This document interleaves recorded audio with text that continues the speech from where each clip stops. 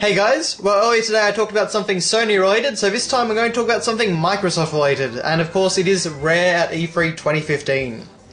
Now I think that was something that a lot of us were expecting today that we didn't quite get, and let's just get this out of the way first. Rare's new game is not Banjo-Kazooie.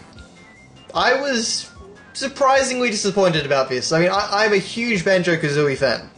But for a while now, I've kind of felt like maybe, Rare has changed so much and, most of the people that actually worked on the game are long gone now, so maybe they shouldn't, make a new one. Maybe they should just kind of focus on different projects and, maybe re-envision some other old IPs or something like that. Like, I wouldn't mind them tackling, I don't know, maybe something like Battletoads or something totally different. But at the same time, we've had so many teasers for Banjo over the last year.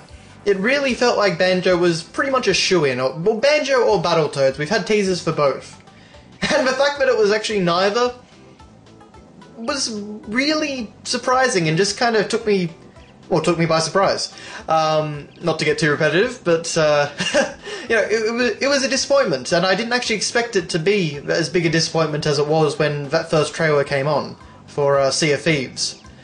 But, I guess thank goodness for Yooka-Laylee, because otherwise we wouldn't have any platformers. I was thinking, we'd have these two games competing against each other, and that actually might be a little bit annoying, but nope. No, Yooka-Laylee is still standing alone. I've seen a lot of people that aren't particularly happy about this. I'm not particularly worried. When it came on, I was disappointed and annoyed. I think the biggest issue is that they could have really handled this very simply. All they need to do was send out a simple tweet that says something like, Rare is unveiling their new IP at the Microsoft E3 press conference. Boom, done. Then, no surprise disappointment. People can focus on what the game actually is, rather than what it actually isn't. And that seems like it would have been a much better way to handle things, rather than the whole cloak and dagger. Because we knew that Rare was showing something. I mean, Rare even tweeted about, packing up for E3 and all that sort of thing, so we knew they were coming. So that just would have been a much smarter way to handle things. And of course, better yet, the Rare replay would have actually been a really nice surprise because we wouldn't have been expecting anything to do with Rare's old IPs. So I really think that was a bit of mismanagement on Microsoft's part there. But I guess we'll just quickly talk about Rare replay, because there's actually a few very interesting things to talk about here. So first off, of course, it's a fantastic package for the price. I mean, 30 games, $30, I'm sure it'll be more in Australia and, I don't know, maybe in Europe. But in general, if you don't have these games, buy it. You will get some really fantastic titles. I certainly don't have all of the games, but I've got most of the ones that I want. I've got Banjos, I've got Perfect Dark and Conquer and all those ones. On the bright side, though, this actually might be a great way to grab Conquer on the N64 without paying a ridiculous amount of money. Like I did. So, I think that's really good to see that coming, This will make a lot of Rare games very accessible to a lot of people who have never heard of them and never played them. So that is a great idea. Really, really glad that they chose to do something like that to celebrate the 30th anniversary. Now for me, as someone who actually owns several of those games, the behind-the-scenes content is a really awesome draw. I actually saw Grant Kirkhope tweet that he's going to be inside the commentaries. So that means that potentially they've been dragging in a few old Rare employees to talk about, Banjo and Conquer and things like that. I was actually thinking maybe that's why the Conquer developer Let's Play was stopped. Mainly, maybe it was because they actually had to do one for a real, proper release, rather than just a YouTube show. But, I think that's a really great bit of value. IGN actually got to go hands-on with the game, and they talked about a few extra features. And apparently there's kind of like a Muppet-style menu that connects all of these games together. So IGN said that Banjo, Joanna Dark, and Conquer get together and basically put on a theatre production about all their best adventures. Doesn't really fit in with the characters there, but it's a really nice attention to detail, and IGN were just talking about how it's all set up like a theatre show production and stuff like that, so I'm looking forward to actually seeing that once we get some footage. The other thing IGN mentioned was some kind of snapshot mode, which apparently takes some of the, 80s titles, and basically turns them into short, easy-to-enjoy minigames. Now, usually these games are pretty difficult, and, some are basically unbeatable, they're more just, score-based. I guess it makes them more palatable for modern gamers, I guess. So that is a really good idea, and I think it's great that they're actually going the extra mile. With all that said, of course, it is a bit of a shame that, we can't have Donkey Kong Country on here, we can't have GoldenEye. I'm sure there might be a few other things there. I guess Star Fox Adventures would be one. Not that I'm particularly worried about that. But anyway, it is very nice, though, that this will actually be a boxed release. That is very cool. Particularly for my channel, that is always a bonus. So, maybe, I guess, look forward to an unboxing of that in the distant future once I eventually buy an Xbox One. But anyway, let's finally talk about Rare's new IP, Sea of Thieves. It looks interesting to me. I like the concept and promise of what it's offering, but I'm not quite convinced yet. We definitely do need a great modern pirate game. We haven't really had one of those for a long time now. I think the last one would have been, what was it called? I think it was Sid Meier's Pirates. There was a game in 2005 or 6, around there, and I remember that being called a really good pirate simulator game. So, but it's been a while, so I think we do need a new great pirate game. So, this actually reminded me a tiny bit of the, what was it called? The cancelled Pirates of the Caribbean spin-off game. I think it was Armada of the Damned or Armada of the Dead or something like that. This gave me a little bit of that sort of feeling in terms of like the ship-to-ship combat and all that cool stuff. Actually, I've got to say, I really love the music in the trailer. It is kind of very Pirates of the Caribbean-ish, but then you get into the choir and it starts doing some different things, and just has a very unique sound.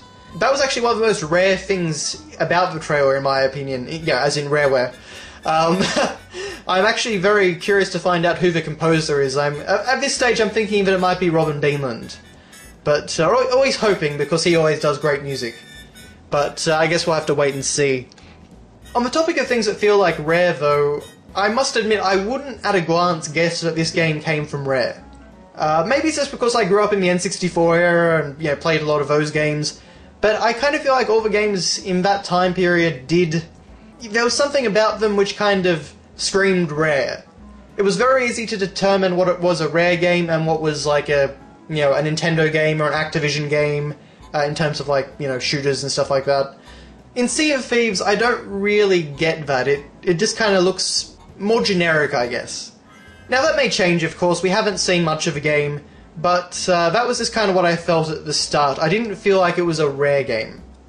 Although must admit, I did like when they were forcing, I think they were forcing, who was it? Was it Greg Mayles or something like that to walk the plank? That was fun. But still. Actually, I must admit, the most rare thing about the trailer was probably the names above the people's heads. Because I remember there was Grog Mayles and stuff like that. That was very rare. Also, I mean, you've got to make this prediction as an old Rare fan. I'm hoping that Captain Blackeye will make an appearance. I mean, he got shafted out of having his own game in Project Dream back in the SNES and N64 days. So it would actually be nice to see him star in a game.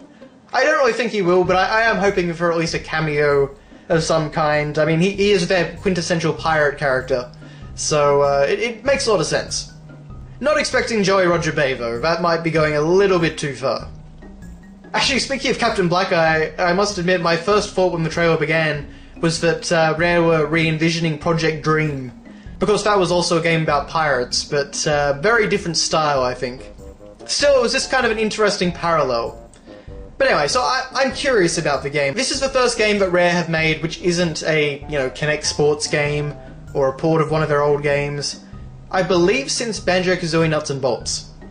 And that is a very good step forward for them as a company, because they have not been making particularly exciting projects.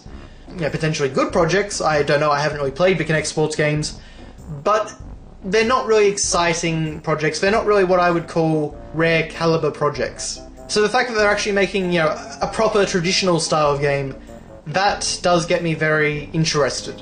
I'm not really excited for the game yet. As I said, I do like the concept, but I'm just really... The trailer didn't show off enough to get me properly excited. I must admit though, actually, my friend Dizzy contacted me after the conference, and he doesn't care about, any Rare games. He never played them, he didn't grow up on an N64 or anything. But he thought it looked really awesome. So I'm not sure if my lack of enthusiasm for the game comes from the fact, just what was shown was not, super exciting yet, or if it was just because I was disappointed about Banjo. Really not sure, to be honest, and it's kind of one of those things where I don't want to be complaining about the fact that we're getting a new IP. I never want to complain about a new game, because that just seems ridiculous to me. But, you know, sometimes when you've got such a love for these old franchises, it can cloud your vision for, you know, what's new and interesting. So, we'll wait and see. My biggest concern about Sea of Thieves at this point is the multiplayer element. Is this a single-player game with multiplayer functionality, or is it more of an MMO? If it's the latter, I'm a lot less interested. I'm a bit cynical when it comes to any sort of persistent online world, just from experience. Oftentimes games like that get very formulaic, and it's not usually a formula that I like very much. But that's really all I can say about Sea of Thieves. So we'll wait and see, hopefully it's good, and, you know, hopefully maybe Rare can get back to some of their old IPs in the future after Sea of Thieves is a big success. We don't want to see them relegated to Connect Duty again. So with all that said, thanks a lot for watching guys, and I will see you next time.